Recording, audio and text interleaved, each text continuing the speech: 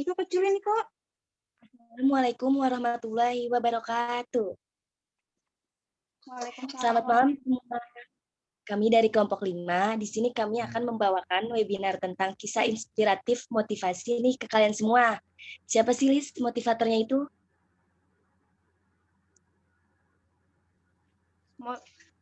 Motivatornya adalah Pak Supriyanto, sarjana ekonomi, karyawan Bank BUMN ya. Bang Prey? Ya, siap. Selamat malam Bang Prey. Apa kabar hari ini? Alhamdulillah baik. Gimana kabar kalian semua? Alhamdulillah baik juga. Bang Prey, terima kasih ya sudah mau join di webinar kami. Terima kasih atas waktunya. Sama-sama. Oke, Nur Dwilianti.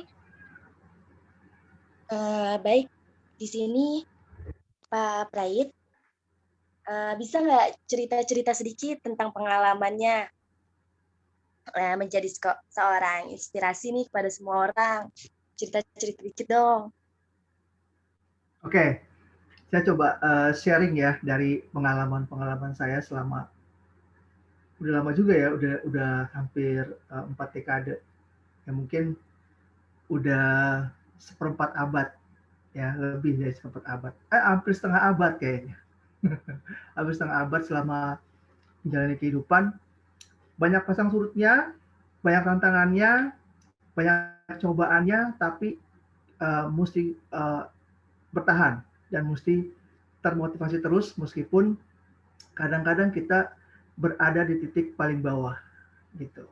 Jadi di mana kita nggak boleh menyerah sedikit pun meskipun kita berada di titik bawah.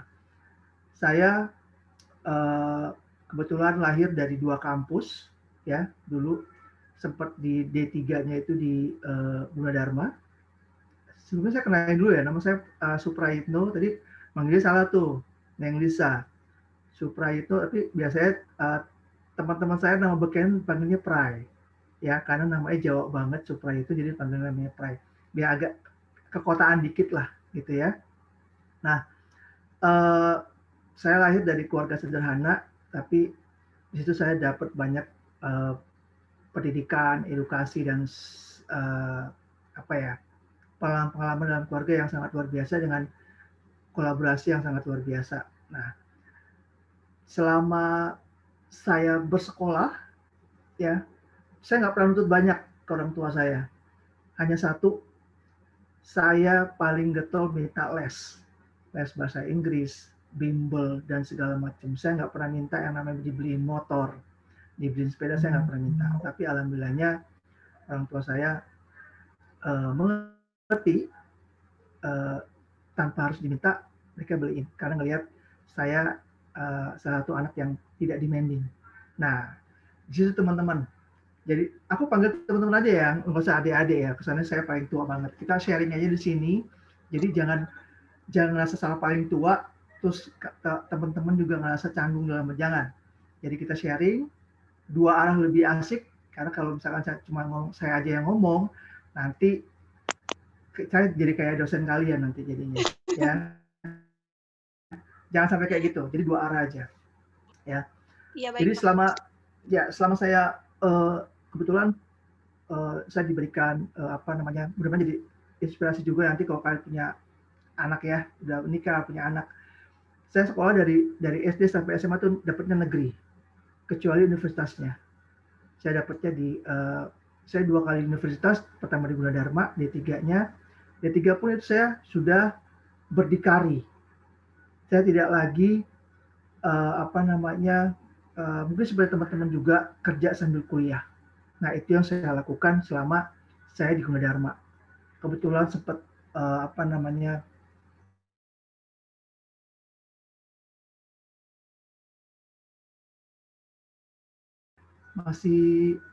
masih SD apa masih TK nih 98?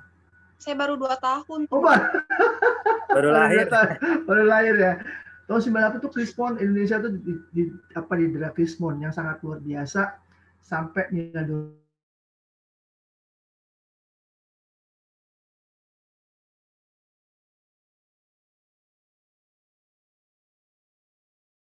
dikasih kesempatan untuk berkuliah dengan mengambil jurusan manajemen informatika, di mana saya ngerasa saya salah jurusan di situ karena saya lulusannya adalah IPS. Nah, tapi di situ saya nggak patah semangat. Karena apa? Saya terus memotivasi saya yakinkan diri saya bisa. Kenapa? Karena ketika saya lihat mata kuliah SKS-nya, saya sampai nyolek teman saya. Kenapa?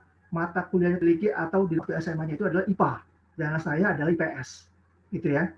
Kan IPS tahu sendirilah, saya kan hura-hura, senang-senang bersosialisasi sama dan segala macam, gitu.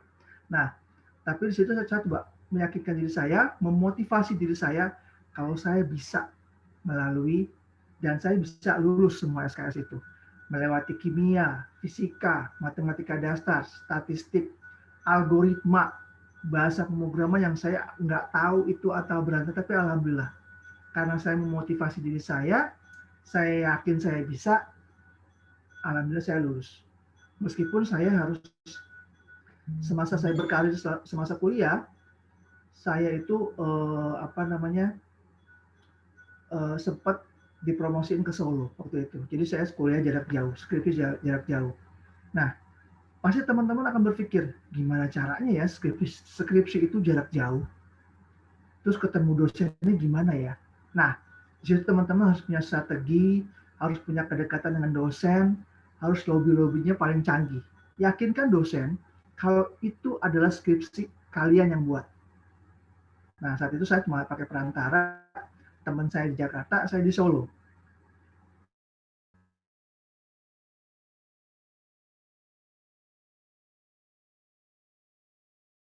Dengan baik, tapi tidak ada yang ngulang semua SKS saya. Meskipun mata kuliahnya nggak ada related dengan jurusan waktu saya SMA. Gitu. Jadi itulah yang jadi semangat saya, motif saya bisa kok lalui itu semua. Teman-teman juga harus kayak begitu. Saya tahu teman-teman sibuk dengan pekerjaannya, ya, sibuk dengan pekerjaannya pasti udah ngeluh nih. Wah, gue kuliah udah capek ya, habis pulang kantor, habis pulang kerja, gue harus kuliah lagi. No, jangan jadikan itu excuse. Karena apa? Itu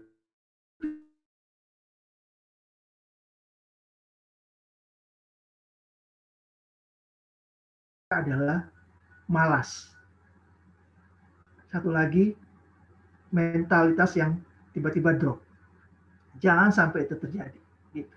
Nah, waktu itu saya di-challenge lagi, ya, di karir selama saya bekerja itu, karir pertama saya pasti teman-teman pada nggak percaya.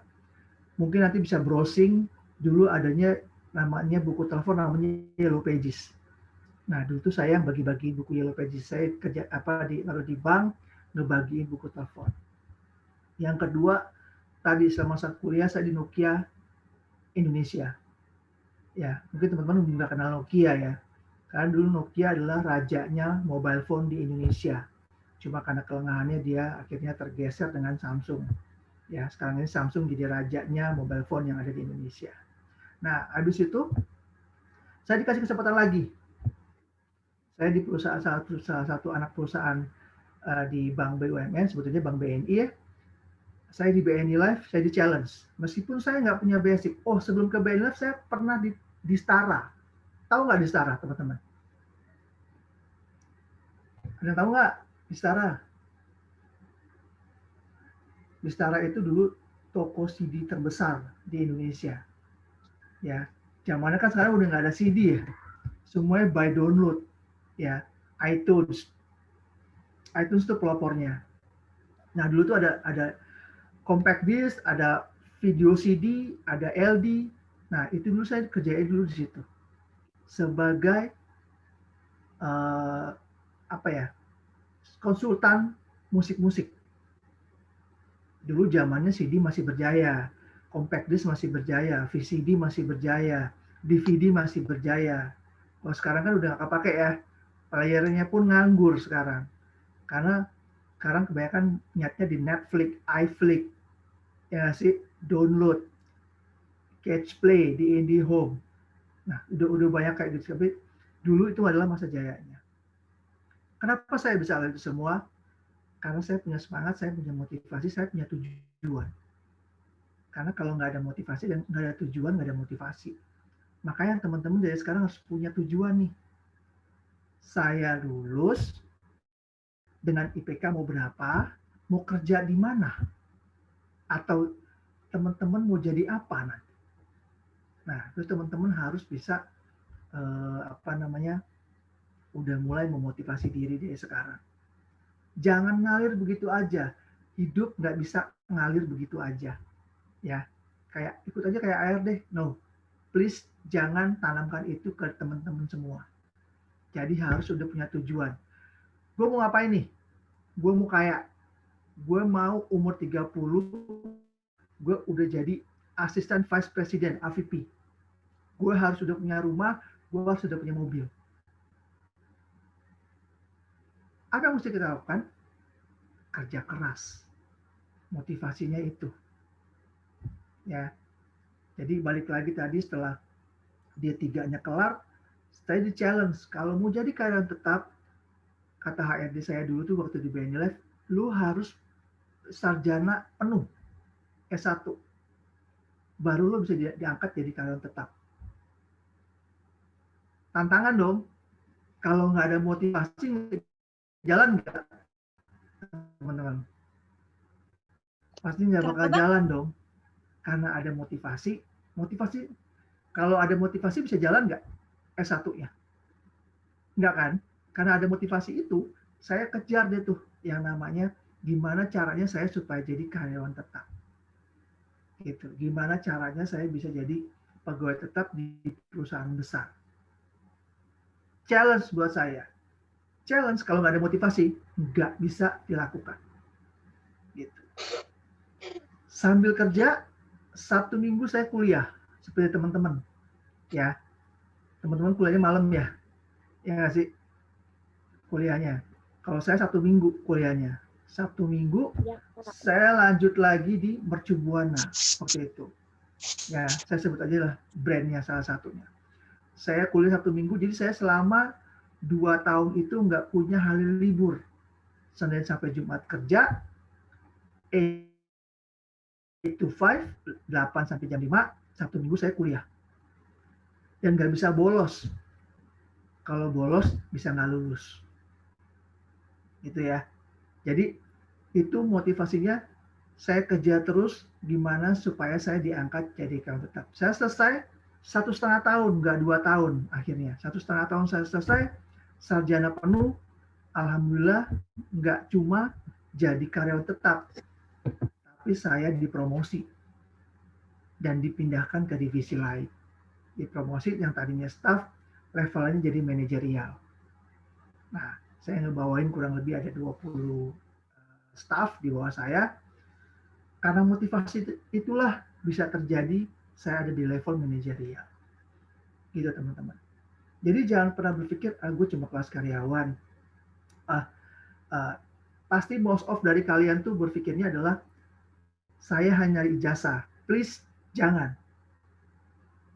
Tanamkan ilmunya yang udah didapat, diterapin. Nanti kalau kerjanya melenceng dari bidang yang ada, it's okay. Learning by doing. Ya, learning by doing. Kalau nggak gitu, teman-teman nggak akan dapat pengalaman. Karena apa?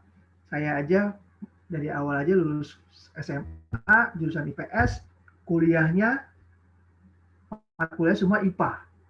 Ya kan udah nggak nyambung ya. Sekolah bahasa pemrograman tuh, manajemen informatika. Kerjanya di Nokia mobile phone. Ya, nyambung nggak? Nggak nyambung kan? Terus sarjana ekonomi, jurusannya marketing. Kenapa? Karena memang saya jiwanya di situ. Senangnya ngecap. Jadi senangnya kalau misalkan itu kalau saya jualan jago, ketimbang saya harus ngitung data. Kalau misalkan langsung, ini jual ini, hayo, jual ini, hayo, gitu.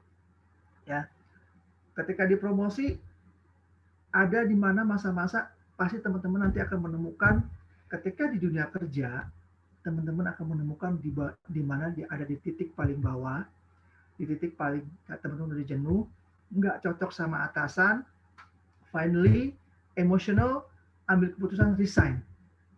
Satu hal yang nggak boleh teman-teman lakukan adalah ketika sedang emosi, jangan mengambil keputusan. Ya, harus diingat itu. Ingat sama tujuan awalnya, motivasi diri lagi supaya tetap sampai ke tujuannya. Ya, saat itu saya udah siap mau ngajuin surat resign di perusahaan saya yang setelah saya dipromosi di anak perusahaan BUMN itu. Alhamdulillahnya saya dikasih rezeki. Sebelum saya resign, saya di-hire. Tahu ya di-hire? Tahu nggak? Direkrut. Direkrut, betul. Tapi rekrutnya bukan jalur formal, informal. Direkrutnya jadi kayak dicomot, bayarannya lebih daripada pegawai yang mulai dari nol. Gitu. Jadi kalau teman-teman nanti kalau misalkan udah kerja di perusahaan A, terus tiba-tiba teman-teman dilihat bagus, dicomot sama perusahaan B, namanya itu di-hire, itu bayarannya itu bisa 3 sampai 5 kali lipat dari yang sebelumnya. Ya, makanya teman-teman harus tunjukin skill-nya teman-teman. Skill-nya di mana nih? Bagusnya di mana? Asah di situ. Sampai dilihat sama yang lain. Gitu. Motivasi penting, motivasi terus, jangan sampai kendor. Itu yang paling penting. Setelah saya di-hire, bersyukurnya saya masuk di perusahaan salah satu bank terbesar di Indonesia ya. Let's say kita sebut aja BNI. Saya bersyukur situ. Karena saya seperti permata yang tertimbun pasir. Itu pasti pasir putih ya, jangan pasir hitam. Gelap kok pasir hitam. Pasir putih. Jadi mantan bos saya waktu di perusahaan lama itu ngelihat saya, challenge saya. Lo bisa nggak pegang ini produk? Gue butuh lo. Gue butuh skill lo. Karena saya punya skill-nya. Gitu. Berangkat dari situ, saya yakinkan diri saya motivasi diri saya bisa pegang produk itu di perusahaan besar. Itu alhamdulillah, nego, meskipun awalnya saya drop juga di perusahaan baru ini nih, di BUMN ini. Karena apa? Saya kayak public enemy. Kenapa gitu? Karena ternyata tidak semua orang menyukai pegawai yang asalnya adalah pro hire. Kayak saya nih, cabutan. Pro hire dicabut, dikasih posisi kelas enak, gajinya di atas rata-rata pegawai yang udah ada. Gitu. Jadi kayak semacam dibenci. Disitulah saya down. Di mana saya down, di situ ada penyemangat saya. Atasan saya bilang, just do it, jangan lengah, samain barisan, kualitas tetap sebagai pro hire. Jangan turunin kualitas. Itu pesannya. Kenapa suruh nyamain barisan? Biar persepsinya sama. Biar persepsinya sama, biar seiring sejalan. Gitu. Itu yang saya lakukan. Finally, saya coba samain barisan, atasan saya terus ngebangun jaringan. Ingat teman-teman, kerja boleh, kuliah boleh, jangan lupa bangun jaringan. Berteman, milih-milih boleh. Tapi milihnya jangan kebanyakan milih. Bentar ya, saya kayak baterainya mau habis.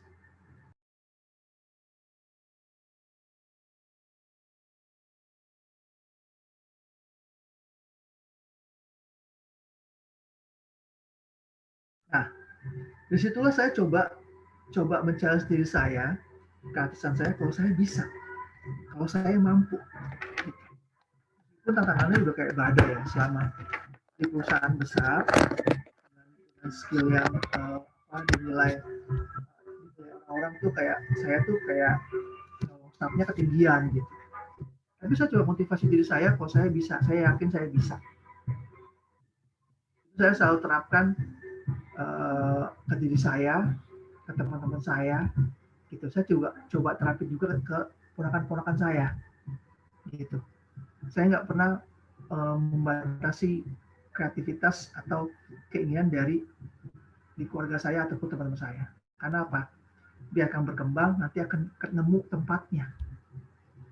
Akan ketemu tempatnya, akan ketemu purpose-nya, tujuannya. Gitu. Selama waktu berjalan, atasan saya itu selalu bawa saya untuk meeting yang tidak ada kaitannya dengan pekerjaan saya. Tadinya awalnya saya bingung, kenapa saya dibawa-bawa terus setiap meeting? Every morning, siang, sore. Ternyata apa? Atasan saya lagi ngebangun jaringan laba-laba. Kenapa saya bilang jaringan laba-laba? Saya diperkenalkan ke semua divisi yang ada di BNI. Jadi hampir semua orang BNI kenal saya yang ada di kantor pusat. Dengan caranya apa? Diperkenalkan dan dibawa di setiap meeting. Gitu teman-teman. Jadi seperti tema kita malam ini ya teman-teman, motivasi adalah hal yang paling penting. Jangan berpikir, this is bullshit. Jangan. Karena kalau nggak ada motivasi, teman-teman nggak akan sampai ke tujuannya. Nginjek kerikil-kerikil kecil pasti. Nggak mungkin enggak. Gitu. Jangan pernah hidup akan terus mulus seperti jalan aspal. Aspal aja masih ada kerikil kecilnya kan ya. Nggak harus 100% kan. Ingat itu. Terus motivasi diri, gue mau jadi apa nih? Gue harus bagaimana nih? Kayak gitu. Tapi jangan lupa, motivasi, tujuan, kerja keras harus diiringi sama ibadah. Ya, nggak ada ibadahnya ya nanti hasilnya juga kurang maksimal. Berserah diri, kan kita ikhtiar nih. Motivasi, ikhtiar, segala macam. Setelah itu semua, kita serahin, kita minta doa. Kalau agama selain Muslim ya datang ke gereja atau ibadah di rumah selama pandemi ini ya. Kalau yang Muslim ya sholat, doa. Memang urusan ibadah nggak bisa dipaksain, harus datang dari diri sendiri. Lagi-lagi adalah motivasi. Gimana caranya kita memotivasi diri agar kita bisa beribadah. Gitu. Ya, berjalan waktu, time by time, saya laluin di perusahaan di BNI ini, ya alhamdulillah sampai sekarang. Ya, ibaratnya apa ya? Kadang suka kepikiran gini, nggak percaya ya, kok gue bisa ada di BNI ya? Gitu. Nggak percaya ya, kok gue bisa kerja di salah satu bank terbesar di Indonesia, milik negara lagi. Dengan segala macam fasilitas. Temen mau dong, fasilitasnya mewah, gajinya besar, pangkatnya tinggi, pasti mau dong. Impian masing-masing kan, pastinya kan, gitu. Jangan cuma as is sekarang nih, jangan, udahlah kayak begini aja, jangan rubah pola itu, ubah, gitu. Harus ubah polanya. Caranya apa? Motivasi diri. Nggak gampang, saya tahu, saya nggak gampang seperti saya ngomong sekarang. I know it. Gitu. It's not so very easy, tapi kalau nggak dilakuin, nggak akan kejadian. Gitu. Jadi harus terus motivasi diri terus nggak boleh padam. Ya. Nanti ada sesi tanya jawab nggak nih di sini? Gimana? Baik, Kak Prai. Ini di sini ada yang menanyakan. Ya. Bagaimana cara mengatasi setiap masalah yang datang bertubi-tubi dan datangnya masalah itu selalu masalah besar. Jadi Kak Prai itu bagaimana cara menghadapi setiap masalah yang Kak Prai lalui? Ya. Terima kasih. Tadi yang nanya siapa tuh namanya? Dwi. Hah? Dwi. Oh, Dwi. Oke. Jadi gini, masalah bertubi-tubi itu kembalikan ke diri kita dulu. Ya, lihat. masalahnya kenapa sih? Dari mana sih asalnya? Apakah dari dalam diri kita sendiri atau dari luar? Sebelum datang keluhan. Benar nggak? Pasti ngeluh dong. Ya Allah, kenapa sih? Kok masalahnya begini aja? Kok gue, contoh misalkan kok gue nggak lulus-lulus gitu. Kenapa ya gue? Gitu. Balikin ke diri sendiri dulu. Sebelum menyalahkan, kadang suka nyalain Tuhan ya. Jangan. Kembalikan ke diri sendiri dulu. Gimana cara nyelesainnya? Ngomong gampangnya pretelin ya. Apa? Pilah satu-satu. Misalkan, oh gue nggak pernah lulus mata kuliah matematika karena gue nggak pernah bisa ini dan gue nggak belajar. Caranya gimana ya gue biar keluar dari masalah ini? Ada tahu nggak? Belajar kelompok, cari yang paling pinter, tempel deh tuh, ya. Siapa yang paling pinter, hajar terus, tempel. Pakai prinsipnya ikan hiu sama ikan remora. Tahu nggak ikan hiu? Ikan remora tuh selalu nempel sama ikan hiu. Dia nggak pernah kemana-mana. Karena apa? Remora itu selalu ngambil sisa-sisa makanan yang dimakan oleh ikan hiu. Nah, kayak gitu prinsipnya. Udah ketemu itu, cari tahu.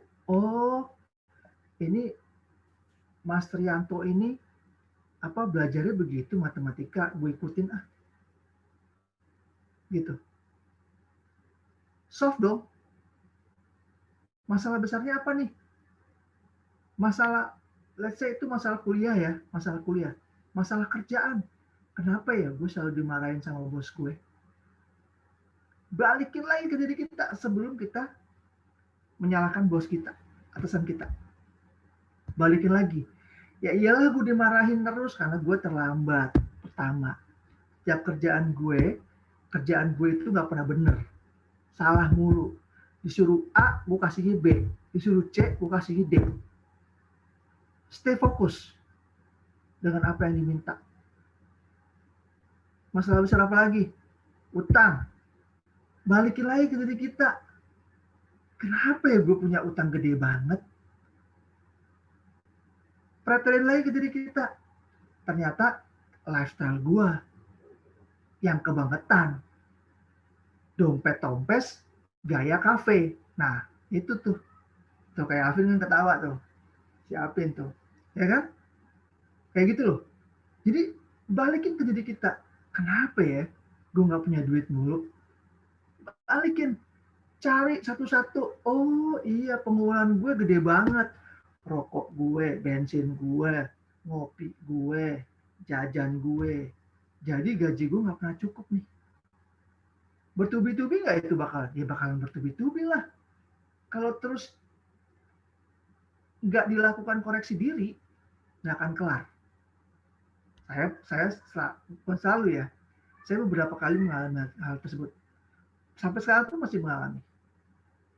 Ketika berada di titik terendah, ketika kita didera masalah paling besar, satu,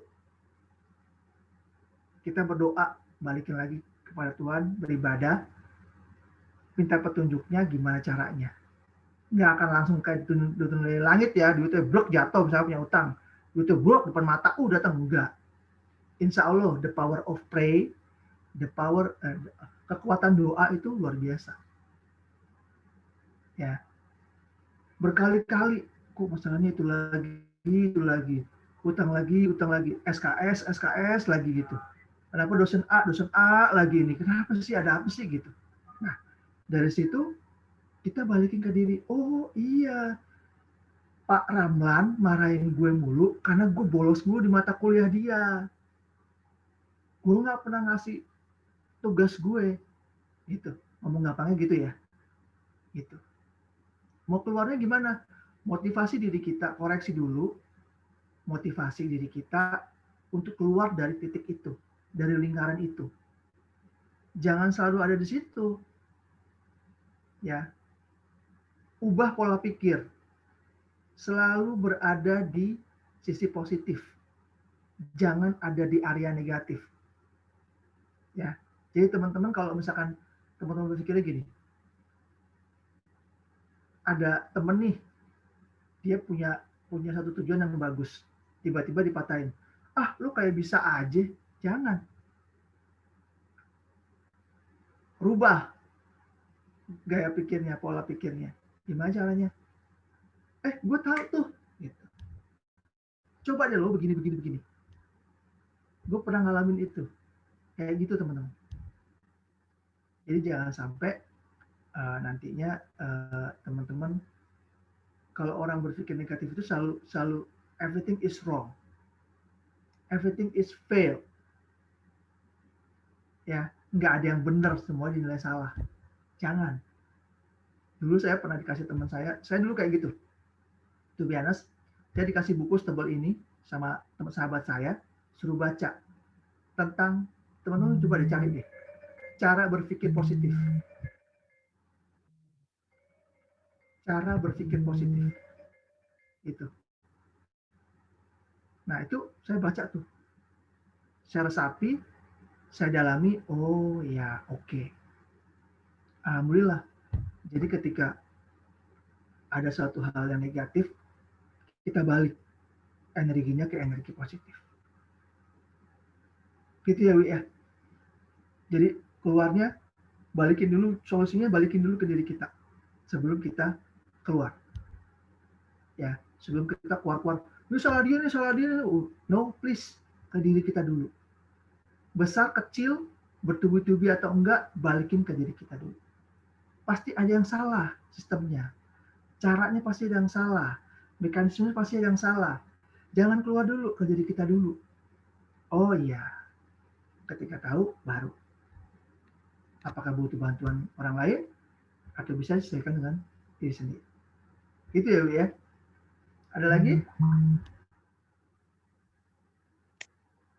Tidak ada sepertinya, Kak. Baik, makasih ya, Om. Ya. Yang lainnya? Jadi jangan pernah. Oh baik, Om lanjutin lagi aja. Oke. Kamu nanya dong. Boleh, silakan. Felix. Halo. Saya manggilnya apa nih? Mas atau Bang atau Kak? Enaknya aja, nggak apa-apa. Santai aja di sini. Manggilnya Mas ya. Mas, boleh. Saya udah mau cerita sedikit nih.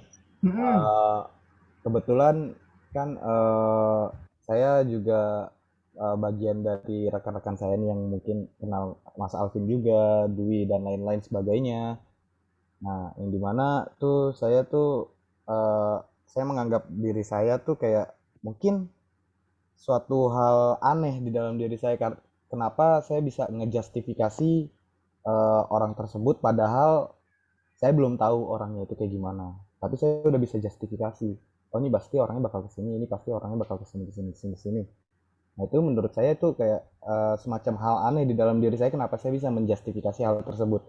Yang dimana pada saat itu akhirnya dari hal justifikasi itu berkembang, nggak taunya malah bisa dalam artian saya bisa tahu karakteristik setiap orang yang istilahnya tanpa orang tersebut itu ceritakan, tapi saya udah bisa pahamin dan bisa tahu apa yang dia rasakan saat ini, atau mungkin kedepannya mungkin udah ada kayak visioner yang saya dapat kurang lebih yang nggak tahu dari mana tiba-tiba, oh ini pasti bakal kesini, ini pasti bakal kesini.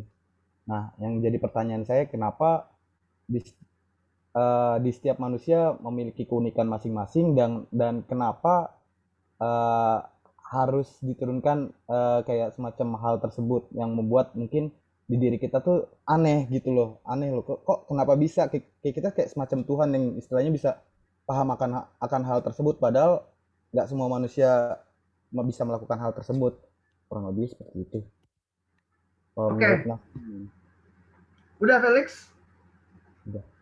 Satu jawaban dari saya adalah asah kemampuan itu.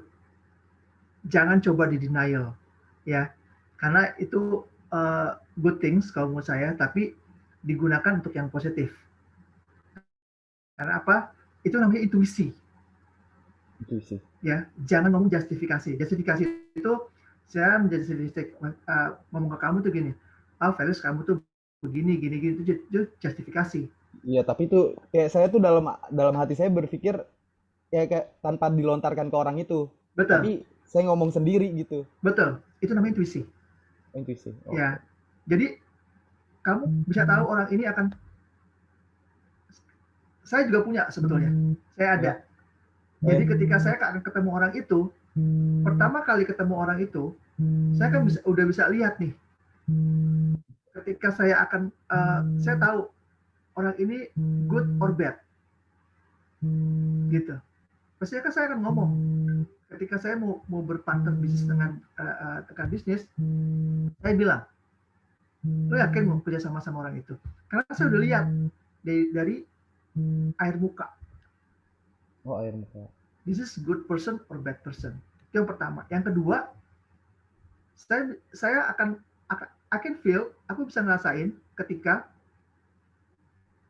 saya ketemu orang ini, kalau nggak cocok saya nggak akan ketemu lagi sama orang itu. Dan saya nggak akan nemuin lagi orang itu. Berarti saya nggak cocok sama orang itu. Sama. Jadi kayak ada energi yang bertolak belakang. Tolak belakang, iya benar. Yes.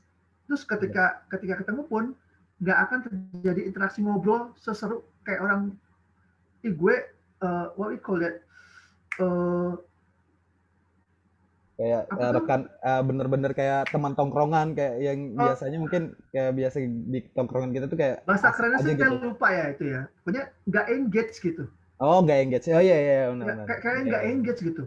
Misalnya aku ketemu Mas Rianto nih, kita ketemu, wah ngocol nih ngobrol, lalala gitu.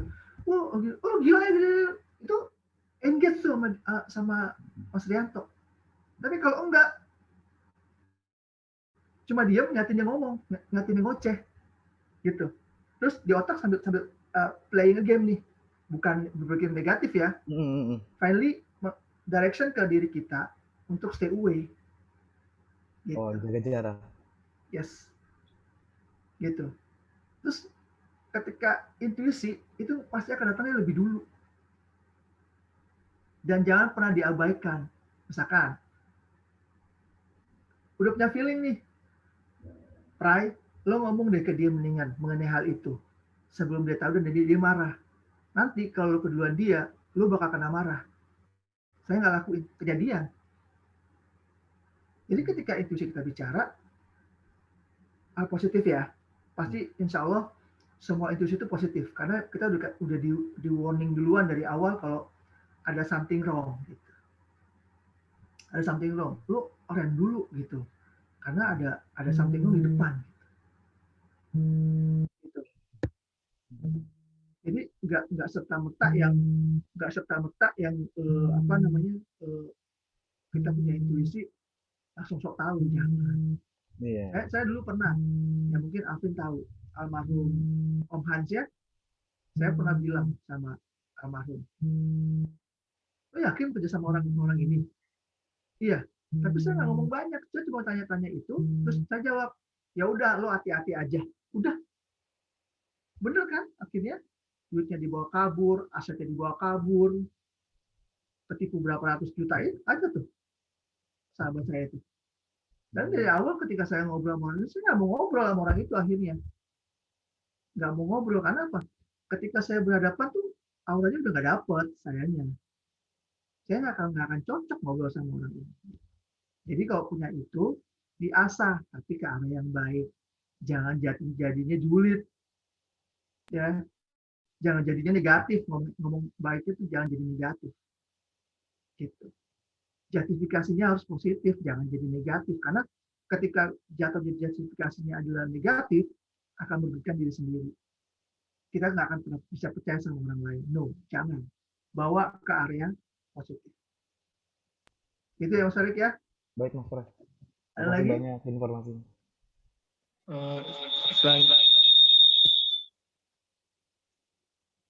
Selanjutnya ada lagi nih Om yang mau ditanyain dari Ahmad Salehudin.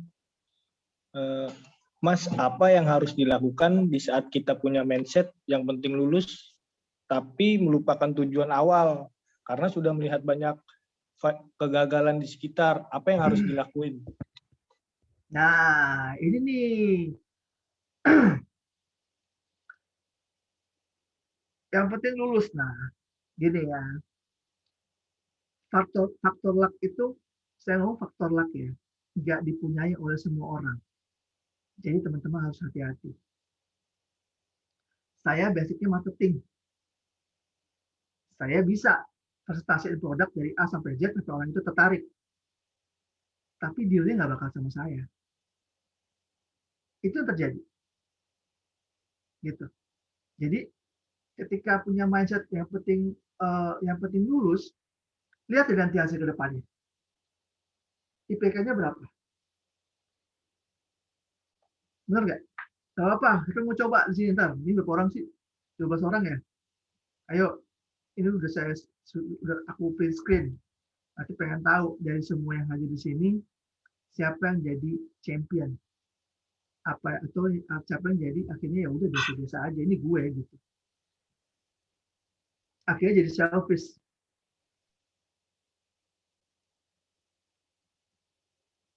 Ya, yang harus dilakukan apa? Motivasi diri lagi, balik lagi ke motivasi. Kalau teman-teman nggak ada motivasi, percaya deh, apa yang mau teman-teman tuju itu, apa yang mau teman-teman dapat pasti gagal. Ini tadi bilang kan, tapi melupakan tujuan awal karena udah melihat banyak failure di sekitar. Jangan jadikan influence buat kita ketika kita lihat banyak orang gagal, tapi jadikan itu motivasi buat kita. Itu teman-teman. Kamu mesti lakuin ya, itu motivasi diri. Motivasi lagi. Semangat lagi. Nggak gampang, I know, nggak gampang. Susah banget. Ayo, jujur sama diri masing-masing. Nggak usah masalah belajar deh, masalah mau berangkat kuliah aja deh. Teman-teman pasti ada ngerasa, aduh, males nih gitu. Aduh, besok dosennya siapa ya gitu. Dosennya ini, aduh gue males deh. Bisa nggak gue nitip lu aja gitu. Atau enggak pas lagi online, daring, pas lagi daring, teman-teman matiin kamera. Karena males. Gitu. Ya nggak usah ngebohongin diri sendiri. Jadi harus berani gitu. Oh iya, bener juga ya gitu. Oh iya. Oh ya, musuh gue mesti hadapin dia. Gue mesti hadapin dia. Gitu. Berani bicara bukan berarti asal ngomong. Nggak ada isinya, jangan. Bahaya juga. Garing nanti. Gitu. Kegagalan di sekitar kita, jadikan itu adalah tumpuan kita untuk sukses, untuk maju di depannya. Melalui apa? Motivasi. Nggak ada motivasi, aduh bullshit banget nih. Kalau nggak ada motivasi. Saya sampai sekarang, kalau misalkan saya nggak ada motivasi, aduh saya mungkin udah nggak tahu deh. Motivasi saya apa di sini? Saya ada orang tua yang harus saya bikin happy, meskipun saya belum maksimal bikin dia happy. Motivasi saya, beliau, motivasi saya. Gue harus punya duit banyak nih. Teman-teman percaya nggak? Kalau saya tuh nyambi kerjanya macam-macam. Selama saya kerja, saya punya cuti banyak. Saya nggak pernah buat liburan. Saya lebih senang liburan di weekend. Jumat berangkat, Minggu pulang. Jadi bukan ngambil hari cuti saya. Cuti saya buat kerja sama travel agent. Jadi apa? Jadi tour leader. Saya happy meskipun saya bawa orang, saya capek, saya nge-arrange event, tapi saya happy keluar kota, ke Bali, ke Lombok, Jogja, Surabaya, ya ketemu orang banyak, ribuan orang, nge-arrange mereka, nge-arrange bisnya, hotelnya, sitting arrangement-nya, semuanya, tempat wisata mau kemana. I'm happy doing that. Saya happy. Cuti saya menghasilkan uang. Gitu. Saya baru-baru ini 2019 kemarin sebelum pandemi bikin perusahaan sama rekan bisnis saya, di mana membidangi tiga hal, ada skincare, travel agent, sama desain interior. Mati dong travel agentnya karena pandemi ya. Begitu suatu perusahaan udah keluar, pandemi datang, drop, mati untuk travel agentnya. Apa yang mesti kita lakukan? Akhirnya sekarang kita gerilya di yang kedua, di skincare. Kita jual habis-habisan tuh skincare. Mungkin aku bisa lihat tuh, PP saya bukan foto saya, gambarnya skincare. Status saya bukan status galau-galau, skincare. Ngomonginnya ayo, siapa yang ini, yang cowok-cowok yang mau simpel gini, isinya itu. Jadi saya bukan berarti puas dengan kondisi saya sekarang ini, udah di level manajerial, insya Allah gaji mumpuni, fasilitas ada, nggak puas sampai di situ, saya mesti cari tambahan-tambahan lagi. Kenapa? Ya karena prinsip hidup semakin besar, yang penghasilan kita, semakin besar juga pengeluaran kita. Percaya deh. Ketika teman-teman udah punya penghasilan besar, awalnya handphonenya Nokia A3, bukan Nokia deh, Samsung A51. Masih gaji sekarang nih, ya kan teman-teman kan, lo yang penting ada, ya kan, ada yang mau gaya-gayaan, oke, nggak apa-apa. Tapi ketika nanti gaji naik, nggak mau A51 pasti. Udah minimal S21 Samsungnya. Note-nya Note 20 Ultra. Mungkin kalau iPhone-nya udah yang 12, yang 12. Gitu. Makin gede nggak pengeluarannya? Gede dong, karena gajinya udah gede. Nah, cara ngakalinnya gimana? Nah, teman-teman sejak dini harus bisa paksa. Nabung, kalau nggak dipaksa, nggak akan bisa. Bener nggak? Nabung, kalau nggak dipaksa, nggak akan bisa. Jitak lah saya. Ya. Kalian teman-teman mesti punya yang namanya emergency cost. Apa tuh? Dana darurat. Itu wajib. 30% dari gaji wajib tabungin. Sebelum ngeluarin yang lain dulu, tabung yang pertama sebelum pengeluaran. Kalau sekarang kan enggak ya? Pengeluaran dulu dong, benar nggak? Ayo ngaku. Hitung pengeluaran dulu kan? Pasti bayar kosan, bayar kuliah, traktir pacar, ya kan? Bener nggak sih? Tuh dihitung dulu nih masuk. Terus sisanya berapa ya gitu? Yang benar adalah nabung dulu, baru sisanya buat pengeluaran. Caranya gimana ya? Teman-teman harus pintar di situ. Kalau nggak seperti itu, teman-teman nggak akan kaya di depan. Saya ngomong kayak gini berdasarkan pengalaman saya pribadi ya. Saya mengalaminya. Karena yang saya hitung bukan tabungan dulu, tapi kos saya dulu. Di mana kos saya besar. Besar banget. Gitu. Jadi teman-teman juga, nah dari situ apa? Supaya itu terjadi, motivasi lagi, balik lagi. Motivasi, gue mesti bisa nabung minimal sebulan 500.000. Gue mesti bisa nabung minimal 2 juta. Bodoh amat, gue besok makan siap pakai tempe doang, kayak pas kerja bodoh amat. Nanti 2 juta gue masuk. Gitu. Jadi, jangan jadikan kegagalan sekitar kita bikin kita jadi drop. Tapi jadikan motivasi, gue bisa lalui itu semua. Gue mampu lalui itu semua. Itu teman-teman. Ya, ada lagi? Waktunya masih banyak nggak nih? Berapa menit lagi kira-kira?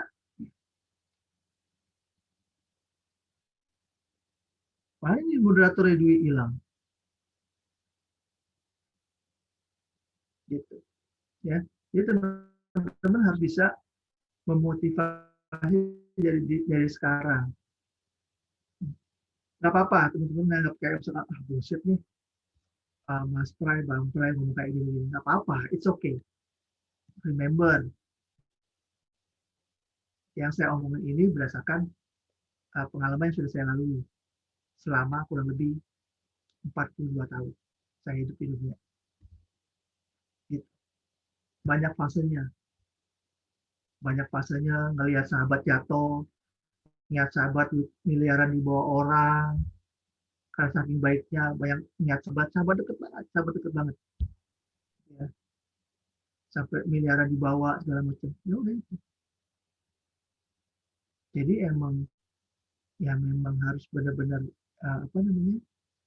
jadi motivasi. Kenapa ya digagal? Oh, lu terlalu percaya sama orang sih, dan lu mau motor bisnis lu gitu. Kayak gitu.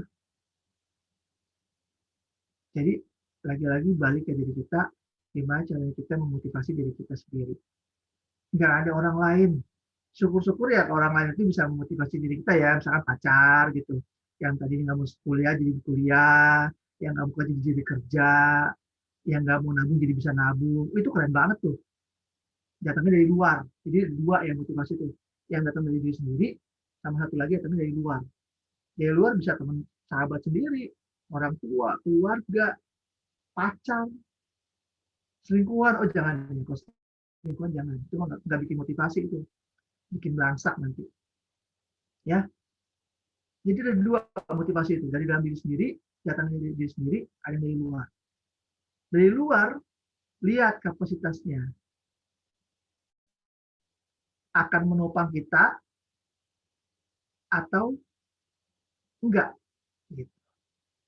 Kalau akan menopang kita, hajar, tempel terus. Ya tadi prinsipnya ikan remora ya, ikan hiu. Tempel terus, jangan kasih lepas. Oh bagus nih gue berteman sama dia. Sekarang saya berpakaian sama teman saya tuh, setiap hari saya dihajar, diingetin, jangan lupa jualan, jangan lupa jualan, jangan lupa jualan, jangan lupa jualan. Skincare, skincare, skincare. Saya orang bank. Skincare, skincare, skincare, skincare. Gitu. Ajaib ya, orang bank jualannya skincare. Ya. Buat teman-teman mau jadi reseller juga boleh loh, buat tambahan. Bisa jadi promosi. Siapa nih? Ahmad Salehudin. Untuk stay motivated di saat kondisi pandemi udah ngedraining energi, ngedraining oke. Caranya gimana? Kan lagi zaman susah nih sekarang nih, bener nggak sih? Di mana-mana semua terbatas. Perusahaan besar yang gede banget aja bisa drop, ya, anjlok. Caranya gimana ya motivasi diri? Cari the second capability yang teman-teman punya. Mas Ahmad, tahu nggak capability-nya apa sekarang? Coba saya pengen tahu. Sekarang kebiasaannya apa? Saya pengen tahu. Apa ya? Kalau ditanya gini kayak bingung sih. Bukan bermaksud banyak yang bisa saya lakuin ya, tapi kayak kadang kayak ngerasa kayak, aduh, masa sih kayak masih self doubt gitu loh. Terus? Berarti nggak Pak? Ya. Terus? Ya kalau ditanya lebih spesifik, menurut saya ya, apa ya? Mungkin, aduh, tunggu ya Pak. Nah, kayak gini, teman-teman harus pede dengan motivasi teman-teman. Harus self confidence harus tinggi. Jangan pernah malu-malu. Kalau yang punya capability, gue bisa ngapain? Gue bisa jualan skincare. Jangan malu. Cowok kok jualan skincare sih? No excuse sekarang. Ingat ya, di masa sulit jangan sampai ada bottleneck di diri sendiri. Tahu ya bottleneck ya? Ganjalan, hambatan. Diri sendiri ini yang menghambat orang lain sebelum enggak. Jangan. Kayak di masa pandemi gini. Benar-benar. Kan dipaksa belajar online. Dipaksa kan belajar online. Pengennya sebenarnya ketemu kan. Pengennya ketemu teman, ngobrol-ngobrol, sambil ngerokok, makan, ke kantin, ketemu dosen, warung sekelas, ke perpustakaan, enggak sih? Tapi karena pandemi, dipaksa sama kondisi, teman-teman harus bisa cari second opinion. Second opinion bahasa Indonesia-nya apa ya? Pilihan kedua. Pilihan kedua. Cari. Jangan sampai nggak dapet. Saya, perusahaan travel agentnya drop. Karena nggak boleh traveling kan. Travel warning di mana-mana, akhirnya we close first. Tutup dulu. Sebentar waktu untuk apa nih kita nih? Ya udah, interior tetap jalan, itu pun hati-hati interior. drop juga sama. Akhirnya apa? Cari lagi, oh skincare kita mesti kejar skincare. Skincare yang jalan sekarang, teman-teman. Jadi asuransi, jangan salah, saya dulunya orang asuransi, pas di bank coba jalan asuransi. Susah nggak asuransi? Susah kan? Karena asuransi itu adalah bisnis kepercayaan. Orang Indonesia sama asuransi belum pada percaya. Padahal itu nyata. Benar nggak? Sakit nyata nggak, teman-teman? Nyata, Pak. Nyata kan? Nyata. Sakit COVID nyata. Real. Kalau nggak ada asuransi itu uang kecil menggantikan uang besar, teman-teman. Cara kerjanya gitu. Bayar premi 500.000, tapi bisa mengcover ratusan juta. Percaya nggak? Pasti nggak percaya.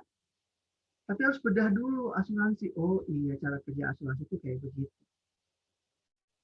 Motivasi lagi dalam diri. Siapa lagi nanya?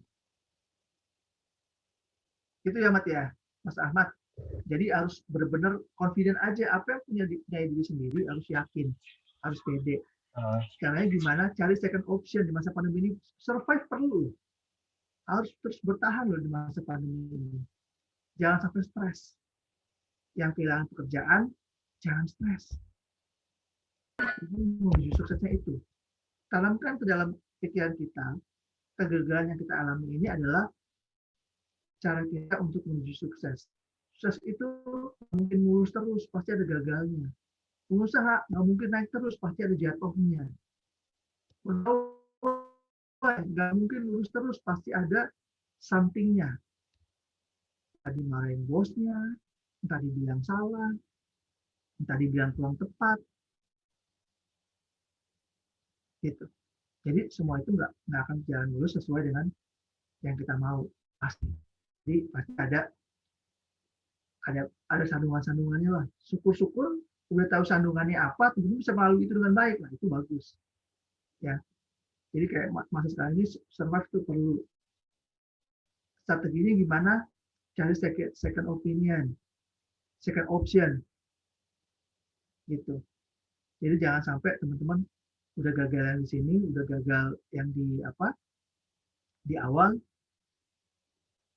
gagal lagi. Jangan. So, gimana cara supaya tetap termotivasi? Tanamin dalam-dalamnya. Gue yakin gue bisa, gue yakin gue bisa lulus IPK 4, cum laude. Mantep tuh. IPK 4. Ya, gitu teman-teman. Jadi jangan sampai teman-teman nggak tahu gimana caranya tetap memotivasi diri di masa pandemi. Jangan sampai. Cari dari sekarang. Kalau nggak nemu, colek temennya.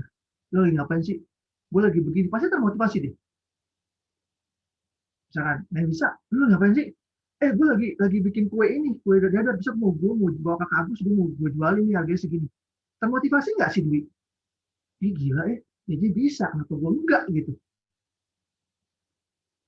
Bang Yogi lagi lemes aja. Kenapa Yogi? Bingung gue mau ngapain? Ikut gue aja deh. Ngapain? Gue buka bengkel. Lu bisa apa? Gue bisa ngerusakin doang, masa nggak bisa? Nggak apa-apa, ikut aja dulu gitu.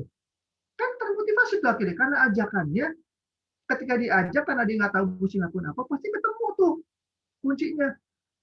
Gue bisa bantu lu ini deh, gitu. Gitu loh. Gue bisa bantu lu ini deh, gitu. Yogi yang tadi lemes deh, jadi semangat kan ketemu. Itu gue gawe sama lu. Gitu.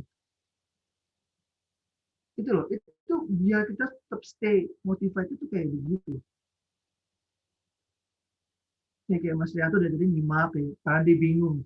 Ini abang ngomong apaan dari tadi gitu. Nggak apa-apa, bingung. Tadi nanti dia akan nyerna nih. Oh iya ya. Nanti pas kepetok kayak ingat ya omongan saya. Ini Bang Fred ngomong kayak gini. Tapi jangan sampai kepentok ya. Mudah-mudahan sih nggak kepentok terus, lancar terus mudah-mudahan. Gitu. Jadi teman-teman harus tetap untuk stay motivasi kayak gitu. Keluar dari area negatif. Jangan terus berada di dalam keterpurukan atau gimana ya. Aduh, kok gini amat ya gitu. Kok gue sial mulu. Jangan ngomong kok gue sial mulu. Omongan itu doa. Kok gue sial mulu. Jangan. Dibalik. Kenapa ya bisa begini? Kenapa ya gue bisa kayak gini? Oh ya gue kayak begini karena begini gitu. Ya, jadi itu Mas Ahmad. Gimana caranya untuk stay motivasi ya itu. Dilihat, balikin ke diri kita. Ingat, motivasi datangnya dari dari dua arah. Dari diri sendiri sama dari luar. Oke? Terus tadi siapa tuh namanya tuh?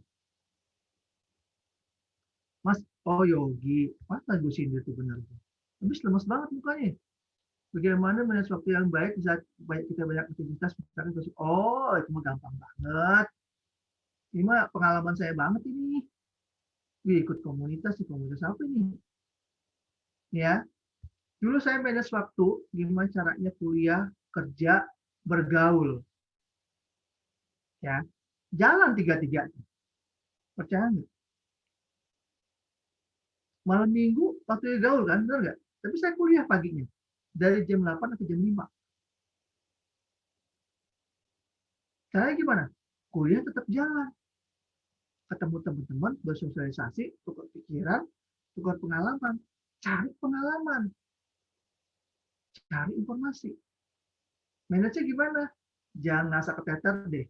Emang sehari ngapa masuk di ayo? Kerja sama kuliah kan? Ikut komunitas emang tiap hari kan? Enggak komunitas tiap hari. Pasti ada waktunya kan? Benar nggak? It's so easy. Gampang manage-nya. Kayak saya, malam Sabtu, bukan ngajarin jadi ini ya, malam Sabtu gaul ke kafe, pulang jam 2, besok pagi kuliah. Ya, nggak apa-apa, pagi kuliah, ngantuk, iya pasti, mulai jam 2, jam 8 kuliah. Jam 11 sudah begini-begini di kelas. Nyarinya paling belakang pasti. Tapi jalanin. After malam minggu itu, kan sore itu masih jam 5. Bersosialisasi sama teman-teman. Jangan sampai kehilangan itu. Momen-momen itu sangat berharga karena apa? Teman-teman akan menemukan informasi dan pengalaman baru di situ. Kalau orang kerja, work-life balance. Kerja sama kehidupan itu harus seimbang. Saya paling marah kalau after office hour saya digangguin sama pekerjaan. Saya nggak mau. Ketika after office, this is my life. Gue mau ngapain kek, gue mau jukir balik kek, gue mau nonton kek, mau makan kek, mau ngopi kek, terserah gue. Balance antara kehidupan dan kewajiban kantor ya. Dengan kantor. Komunitas nggak mungkin tiap hari dong ada meeting. Komunitas apa tuh? Kan nggak mungkin. Paling ngambil pas weekend, Sabtu Minggu. Ikut, nggak apa-apa. Nah, ini gimana? Lihat, possible apa enggak. Kasih masukan ke komunitas. Boleh nggak dirubah karena saya ada kegiatan ini? Kan masukan. Syukur-syukur bisa. Bagi waktunya. Kerjanya misalkan jungkir balik, sip-sipan. Nah, itu diatur juga. Dulu waktu saya di Nokia, waktu saya di Vistara, kerja saya sip-sipan. 2-10, 8-4. Jungkir balik kan. Jadi kalau pas dapat jam 2 sampai jam 10, off semua kegiatan di luar. Karena pulangnya jam 10 malam. Mall tutup. Ya nggak bisa kemana-mana dong. Mall tutup, ngapain? Pengen pulang. Kecuali kalau saya Sabtu Minggu. Cuma Sabtu Minggu. Ya udah, nyamper temen bergaul. Karena itu malam masih besok masih kerja lagi. Besoknya ngaturnya gimana? Tukeran sip sama temen. Karena malam minggunya mau bergaul nih, ya kan? Besok tuh masuk siang ya. Gitu caranya. Besok tuh masuk siang ya. Temen kita ngomong aja. Besok malam gue mau ada acara soalnya. Mungkin gue pulangnya pagi, gue butuh istirahat ini. Temen pasti oke kok. Kenapa? Rata-rata kerja sip-sipan itu orang lebih suka masuk pagi daripada masuk siang. Ketika ditukar ya besok lo pagi, happy banget pasti. Oke, gue pagi. Karena saya ada kebutuhan malamnya udah begadang, saya butuh istirahat, saya masuk siang. Gampang, Gi. untuk ngaturnya. Gampang banget. Jadi jangan dibikin susah dulu. Yogi kerjanya shift cepat apa office hour? Bebas sih kerjanya. Untuk saat ini ya. Bebas untuk saat ini. Yang lebih enak lagi itu malah gitu. Jadi segala suatu hal jangan dibikin rumit dulu. Yang bikin rumit sebenarnya bukan orang lain, tapi diri kita sendiri kadang-kadang. Benar nggak?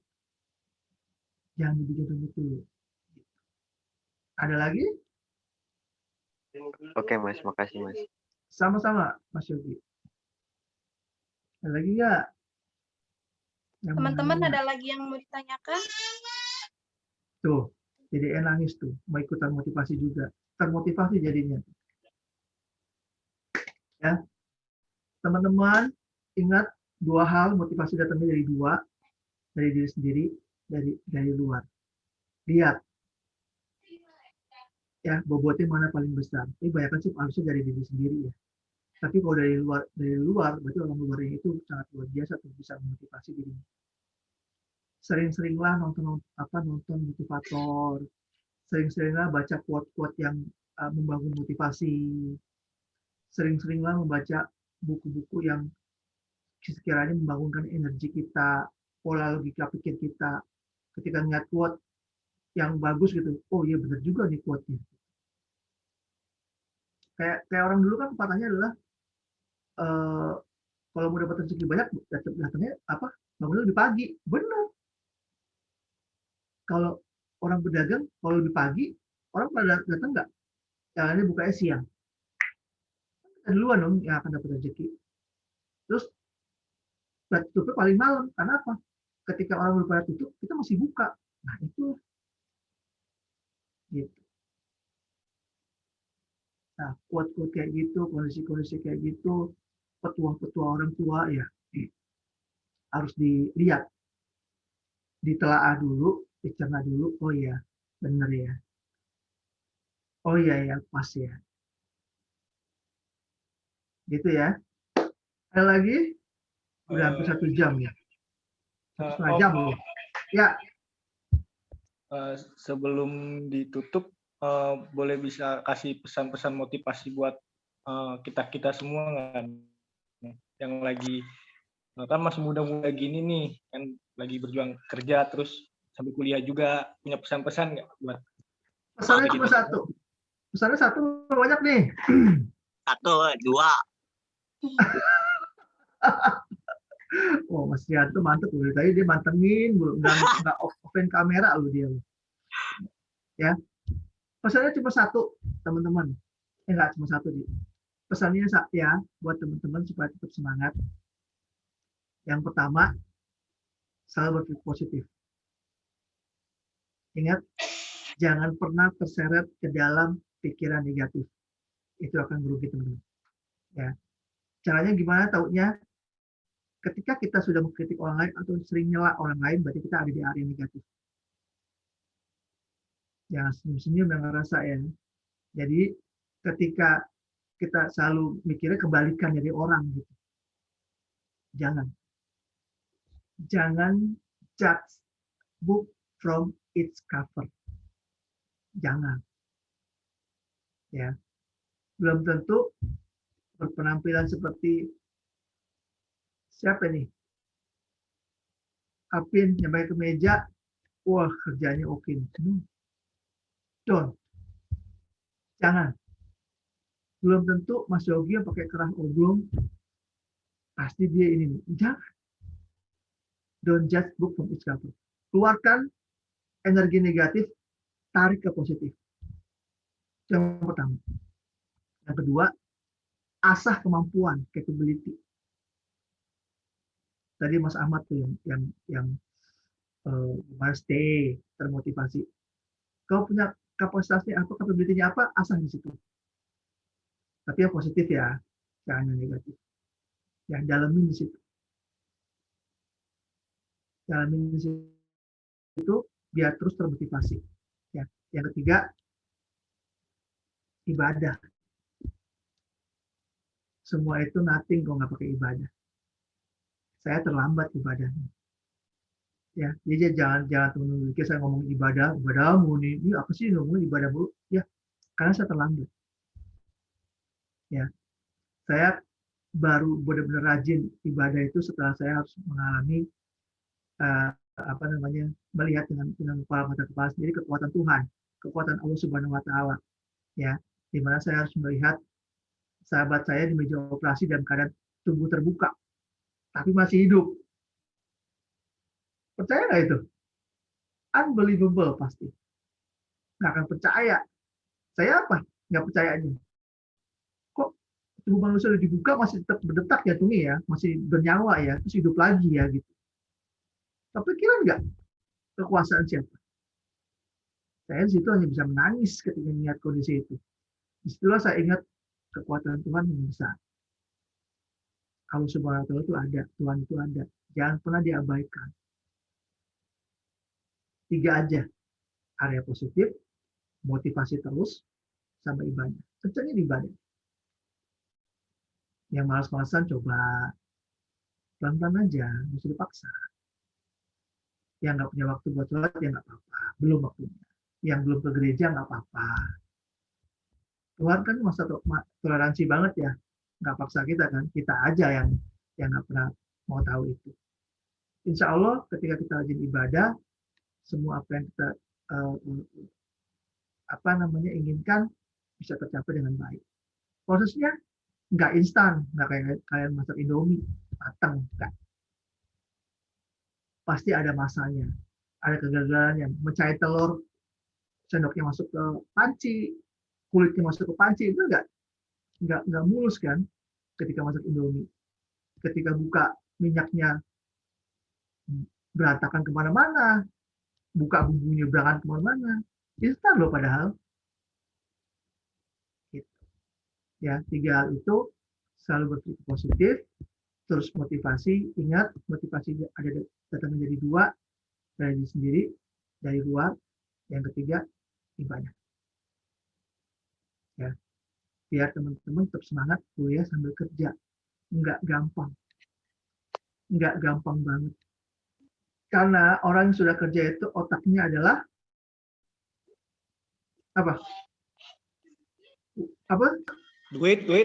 Nah, benar. Otaknya udah nggak mikir mata kuliah lagi. Nah, itulah dibutuhkan namanya konsentrasi dari teman-teman. Gimana caranya? Buktikan dengan cara apa? Tetap belajar serius, ya, biar IPK-nya bagus. Saling dukung satu teman-teman sama lain. Kalau ada yang dalamnya colek, kalau ada yang lalai colek, jangan didiemin aja. Kalau bengal, colek aja terus, kan dia capek. Kalau saya dulu punya teman, larinya ke dunia hitam, ke narkoba. Tapi karena kita support dia, kita selalu ancam dia, ya.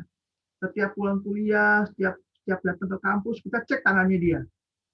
Ada bekas suntikan nggak tangannya dia? Kita udah kayak polisi, narkoba. Kalau misalkan dia ada ini, kita tabok dia. Bukan jahat, tapi kita coba tarik dia.